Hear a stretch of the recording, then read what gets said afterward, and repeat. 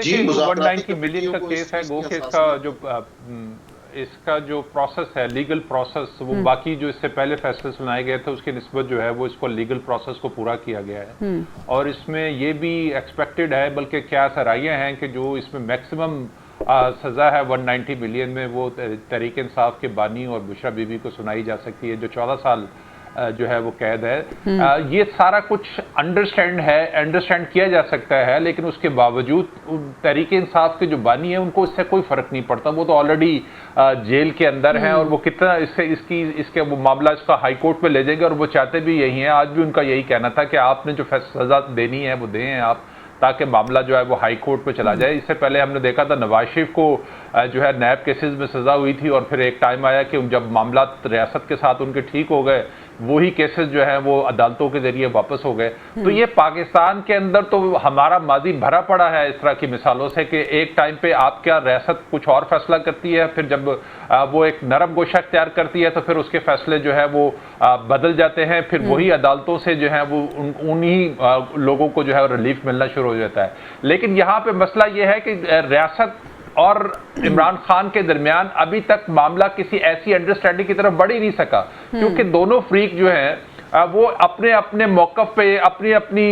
जिसे कहते हैं कि अना की जंग में वो कैद है, अपनी अना की उस हिसार में है। बातचीत इसीलिए किसी पॉजिटिव रुख इख्तियार ही नहीं कर सकी। बानी पीटीआई अभी तक उसी तरह का जो बयानिया उनका हमने देखा और फिर जिस तरह से वो रियासत के ऊपर हमेशा जब भी उनको मौका मिला है वो चढ़ दौड़े हैं, तो इस तरह के रवैयों के साथ चीजें जो है वो कभी भी बेहतर नहीं होती। रवैये वैसे के वैसे हैं। ब्रिगेडियर साहब, आपको भी ऐसा लग रहा है कि मुज़ाकरात जहां से शुरू हुए थे अभी वहीं पे सिचुएशन है, आगे जो है वो मुज़ाकरात या बात आगे नहीं बढ़ी है? देखिए बात ये कि बिल्कुल डेडलॉक है, दे नो हुकूमत के रिटर्न दें, वो कह रहे हैं हमने ज़बानी बता दी है। तो मैं ये कोई इशू है मुझे बताइए, ये it is not an issue. Issue ये है कि प्लीज मूव फॉरवर्ड, गवर्नमेंट को एक स्टेप आगे लेना पड़ेगा। एक स्टेप आगे लेंगे तो मे भी पीटीए 2 स्टेप आगे ले। द पॉइंट इज कि गवर्नमेंट है कि जी हम मुज़ाकरा इन 2 पॉइंट को हम डिस्कस करते हैं, जी बैठते हैं।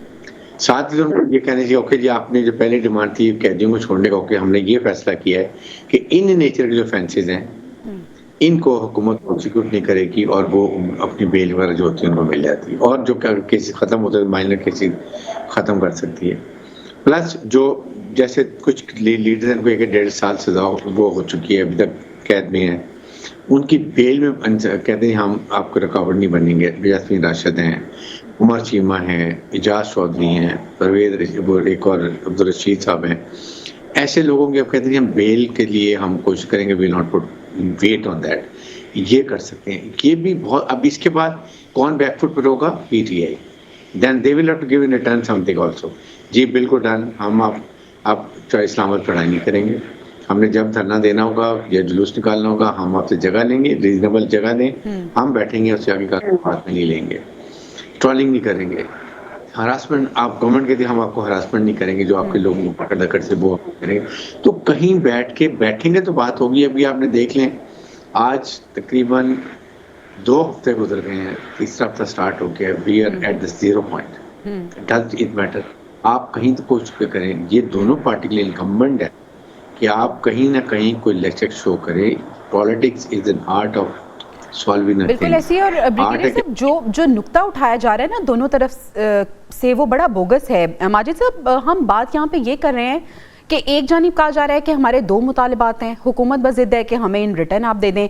क्या ऐसा हो सकता है कि 2 मुतालिबात उन्होंने दिए हैं, हुकूमत उसको कंसीडर करे और बात आगे बढ़े? जी बिल्कुल, मुज़ाकरात ख़ुसूसन जब इस तरह के हॉस्टाइल इन्वायरमेंट में शुरू होते हैं तो उस वक्त मुतालबात के अंदर भी तब्दीलियां आती हैं और फरीकैन अपने अपने हालात को देखते हुए उस हवाले से फैसला करते हैं, क्योंकि मुज़ाकरात की मेज पर विन विन सिचुएशन बहुत कम होती है। दोनों फरीक की तवक्को नहीं कर सकते कि जो 100% उम्मीद वो लेके आए हैं वो उम्मीद पूरी होगी और उन्हें इस हवाले से कामयाबी हासिल होगी।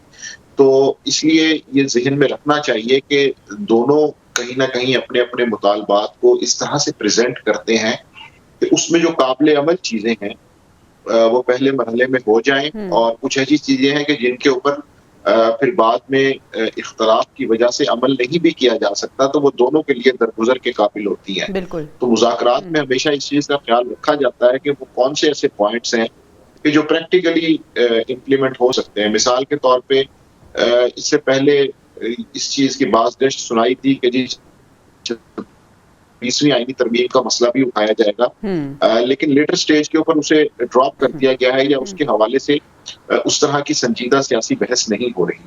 تو یہ جماعتوں کو اس چیز کا مکمل احساس ہے اور مذاکراتی کمیٹیوں کے اندر وقت کے ساتھ ساتھ جیسے بات آگے بڑھے گی تو کچھ مطالبات تبدیل بھی ہو سکتے ہیں، ان میں اضافہ بھی ہو سکتا ہے، کہیں نہ کہیں کمی بھی ہو سکتی ہے.